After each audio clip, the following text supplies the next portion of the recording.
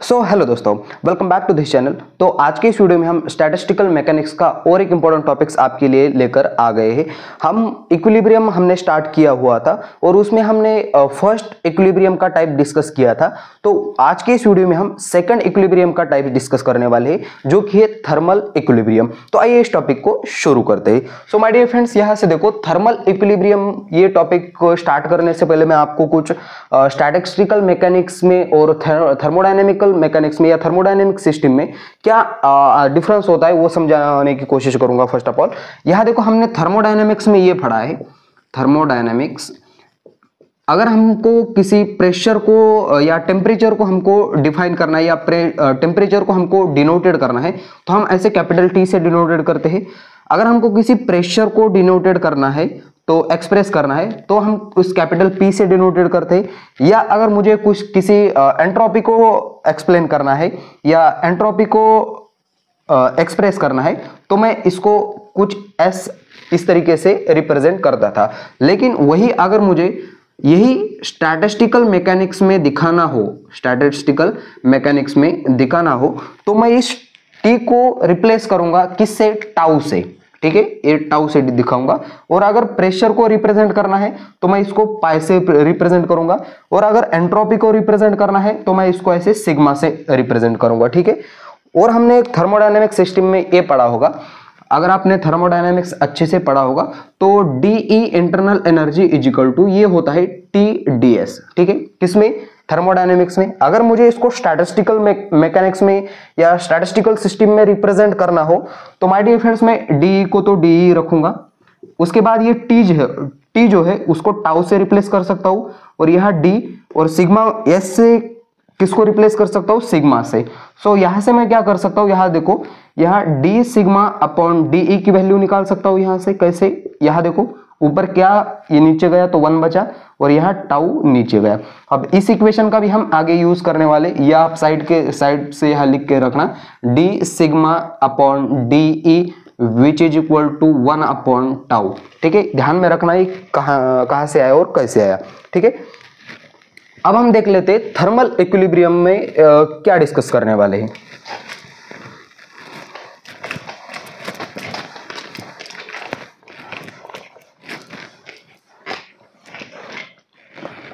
सो देखो, thermal equilibrium यानी कि क्या? चलिए मान लेते हैं कि हमारे पास कोई एक सिस्टम है जो कि आइसोलेटेड सिस्टम है। आइसोलेटेड सिस्टम का मतलब होता है कि ना बाहर से कोई अंदर जाएगा, ना अंदर से कोई बाहर आएगा, और यहाँ टेम्परेचर की या एनर्जी की बात हो रही है। ठीक है, सो यहाँ से हमारे पास एक आइसोलेटेड सिस्टम है, और इस आइसोलेटेड सिस्टम को हमने क्या किया? अगेन 2 सब सिस्टम में डिवाइड कर दिया। ठीक है, ये हमारे पास कुछ इस तरीके से आइसोलेटेड सिस्टम है, और इसको क्या किया? अगेन मैंने सब 2 सिस्टम में डिवाइडेड कर दिया, सिस्टम 1 और सिस्टम 2। अब माय डियर फ्रेंड्स, यहाँ जो अंदर वॉल दिखाई दे रही है, ये वॉल चेंज नहीं होने वाली है, एक जगह पे रुक के रखने वाली है। अब माय डियर फ्रेंड्स, इस वाले फर्स्ट सिस्टम की जो एनर्जी है वो ई है, E1 है, और इसकी एनर्जी E1 E2 है। ठीक है, अब इसके पास और एक इंपॉर्टेंट बात, इस सिस्टम में जो नंबर ऑफ मॉलिक्यूल्स प्रेजेंट है उसको मैं Ni लिखूंगा। फर्स्ट सिस्टम की है इसलिए 1 लिखा। इस सिस्टम में जो नंबर ऑफ मॉलिक्यूल्स है मैं इसको Ni लिखूंगा, और सेकंड सिस्टम के लिए इसलिए 2 लिखूंगा। उसके बाद मैं यह लिखूंगा Xe। ठीक है, अब यह Xe क्या है भाई? यह है Xe, यानी कि यह एक्सटर्नल वेरिएबल है, सच एज प्रेशर हो, वॉल्यूम हो, कुछ इस तरीके से। ठीक है, Xe। ठीक है, अब माय डियर फ्रेंड्स, हमको ये प्रूफ करना है, थर्मल यानी कि क्या? टेम्परेचर। टेम्परेचर यानी कि फर्स्ट सब सिस्टम का और सेकंड सब सिस्टम का जब टेम्परेचर इक्वल हो जाए, तब हम बोल सकते हैं कि ये जो सिस्टम है ये थर्मल इक्विलिब्रियम है। यानी कि हमको ये प्रूफ करके दिखाना है tau 1 which is equal to tau 2। ये हमारा मेन गोल है, हमको ये प्रूफ करके दिखाना है आज की इस वीडियो में। ठीक है, tau 1 which is equal to tau 2। अब यहां देखो, 2 अगर मेरे पास, चलिए मान लेते हैं कि इसी आइसोलेटेड सिस्टम में मैंने क्या किया? 2 बॉल्स डाल दिए, जो कि एक बॉल है हॉट बॉल है और दूसरा क्या है? कोल्ड है। उन दोनों में एनर्जी ट्रांसफर तब तक होगा जब तक उन दोनों का टेम्परेचर इक्वल नहीं हो जाता। इसका मतलब क्या होते? वो थर्मल इक्विलिब्रियम में आ जाते। तो चलिए मैं इसको लिखना स्टार्ट कर दूंगा। सो यहां लिखूंगा मैं, let E be the, E क्या है हमारे पास? E be the energy of the system, energy of the system, and Ni is the number of molecules present in a system, molecules present in a system, इस system में number of molecules present है, और यह Xc is the external parameter, external variable such as कौन से volume, pressure, उसके बाद या ETC लिख दो, ठीक है। अब माय डियर फ्रेंड्स ध्यान से देखो, अब यह जो हमारी एंट्रोपी है, यह एंट्रोपी है is the function of ENXC, ठीक है। यहां मैं लिखूंगा energy, entropy is given by, ठीक है। एंट्रोपी किस किस का फंक्शन है देखो जरा, यह एंट्रोपी मैं सिग्मा से डिनोटेड करूंगा, sigma which is equal to sigma, यहां लिखूंगा मैं energy E into number of molecules present Ni, और यह एक्सटर्नल पैरामीटर Xc, ठीक है। अब माय डियर फ्रेंड्स यहां ध्यान से देखो, इस जो सिस्टम की, इस वाले सिस्टम की, अब यह एंट्रोपी क्या होती है, रैंडमनेस, ठीक है। जितना हम एनर्जी देंगे उतना रैंडमनेस बढ़ेगा, उस रैंडमनेस में यह चेंज आ जाएगा, ठीक है।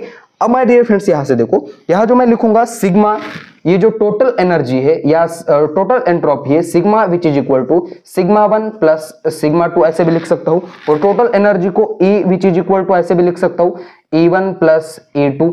अब यह जो हमारा सिग्मा है, ठीक है, entropy is the function of entropy which is equal to, या मैं पहले इसका चेंज निकाल लेता हूं, एनर्जी का चेंज निकालता हूं, so del E which is equal to del E1 plus del E2, ये बराबर हो जाएगा 0 के बराबर हो जाएगा। उसके बाद माय डियर फ्रेंड्स यहां से देखो, मैं ऐसे भी लिख सकता हूं del E1 plus del E2 which is equal to 0, यहां से डेल E1 बराबर माइनस डेल E2, ठीक है। और एक इंपॉर्टेंट इक्वेशन आ गया, इसका भी यूज हम आगे करने वाले हैं। अब माय डियर फ्रेंड्स यहां से ध्यान से देखना, हमारा जो फंक्शन है डेल, ये सिग्मा किसका फंक्शन है, sigma is the function of किसका है, एनर्जी E1 E2 का, ठीक है। अब मैं इसको क्या करूंगा, डिफरेंशिएट करूंगा सिंपली। सो डिफरेंशिएट करने के बाद हमको कुछ इस तरीके से मिलेगा, del sigma which is equal to, अब यहां देखो डो सिग्मा अपॉन, अब यहां मैं सिग्मा 1 यूज करूंगा, ठीक है, फर्स्ट सिस्टम के लिए, और यहां लिखूंगा डो E1, यहां डेल E1, ठीक है, यहां प्लस, यहां लिखूंगा डो सिग्मा 2 अपॉन डो E2, यहां मल्टीपल में डेल E2 आ जाएगा, ठीक है। यहां तक आई होप आप समझ पा रहे होगे। आप देना है तो इसको इक्वेशन भी दे सकते हैं, इसको इक्वेशन नंबर फर्स्ट दे देना, इसको इक्वेशन नंबर सेकंड दे देना, इसको इक्वेशन नंबर थर्ड दे देना, ठीक है। अब क्या करेंगे, यहां देखो माय डियर फ्रेंड्स, अगर हम एनर्जी यहां से देखो डेल E वी हैव, अगर डेल E बराबर अगर 0 हो सकता है, अगर डेल E बराबर एनर्जी 0 है, तो इसका जो रैंडमनेस है या एंट्रोपी है, एंट्रोपी में जो चेंज होने वाला है डेल सिग्मा ये भी किसके बराबर हो जाएगा, 0 के बराबर हो जाएगा, ठीक है। अब यहां से देखो, मैं इस वाली क्वांटिटी को आप देख पा रहे होगे, तो ये जो टर्म है ये 0 बन जाएगी। सो 0 बन जाने के बाद ये हमारे पास कुछ इस तरीके से बनता है, यह डेल सिग्मा 1, यह डो E1, यह डेल E1 प्लस डो सिग्मा 2 अपॉन डो E2, यह del E2 which is equal to 0, ठीक है। ये क्वांटिटी हम 0 के उस साइड लेकर जाएंगे तो ये माइनस बन जाएगी, यानी कि क्या बन जाएगा, डेल सिग्मा 1, सॉरी डो सिग्मा 1 डो E1 del E1 which is equal to minus डो सिग्मा 2 डो E2 डेल E2, ठीक है। यहां तक आई होप आपको क्लियर होगा। अब यहां से ध्यान से देखना, इस जो डेल E2 है, इस डेल E2 की जगह क्या मैं फ्रॉम इक्वेशन नंबर 2 से डेल E1 पुट कर सकता हूं, बिल्कुल पुट कर सकता हूं। सो मैं इसको इक्वेशन नंबर दे देता हूं 4, और यहां आगे लिखूंगा फ्रॉम इक्वेशन 2 एंड 4। तब तक के लिए आप क्या करना, इसका स्क्रीनशॉट लेना या ये आप लिख लेना, ठीक है। मैं इस साइड का बचा हुआ डेरिवेशन इक्वेशन नंबर 4 को इस साइड आगे प्रोसीड करता हूं।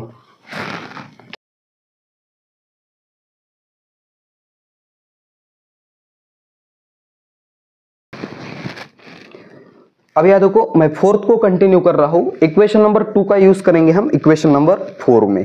ठीक है, मैं यहां लिखूंगा use equation 2 in equation 4 we get.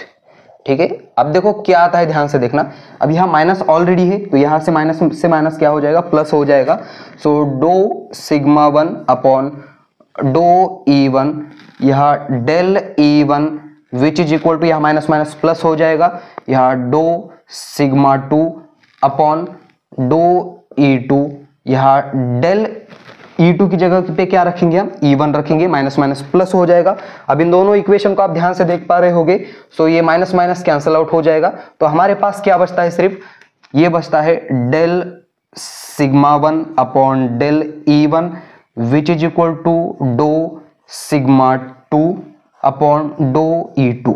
ठीक है, अब इस इक्वेशन को अगर आप ध्यान से देख पा रहे होगे, मैंने इक्वेशन नंबर आपको इस वीडियो के स्टार्टिंग में जो इक्वेशन में बता रहा था, थर्मोडायनेमिक्स रिलेशन और स्टैटिस्टिकल रिलेशन, जब मैंने आपको बताया तो मैंने आपको ये भी बताया था कि DE which is equal to क्या था माय डियर फ्रेंड्स, मेरे पास TDS ऐसा आ रहा था। सो मैंने इसको कन्वर्ट किया था स्टैटिस्टिकल में। सो ये बन गया था DE which is equal to यहाँ टाउ, और यह बन गया था डो सिग्मा। सो यहां से मैंने निकाला था डो सिग्मा अपॉन डो E, क्या आ रहा था, ये किसके बराबर, 1 अपॉन टाउ के बराबर आया था।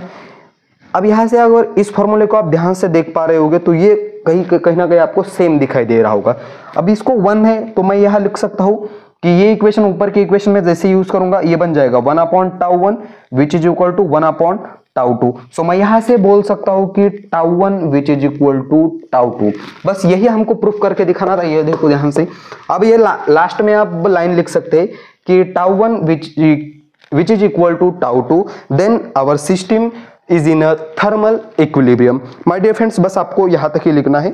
सो उसका जो थर्ड टाइप्स है इक्विलिब्रियम का, वो हम नेक्स्ट वीडियो में लेकर आएंगे। बस इसी वीडियो को यहां देते हैं फुल स्टॉप। तब तक के लिए वेरी ऑल द बेस्ट।